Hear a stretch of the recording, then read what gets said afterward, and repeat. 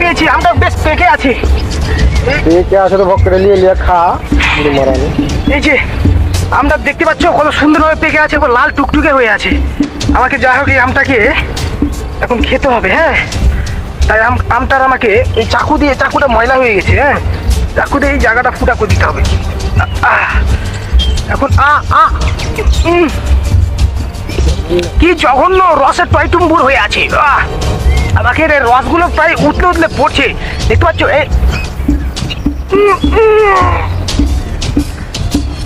ওরে বাবা,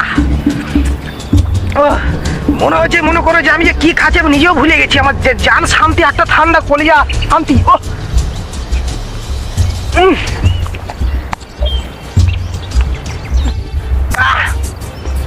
এর থেকে জঘন্য খাবার ওই পাহাড়ে খেয়ে এলাম।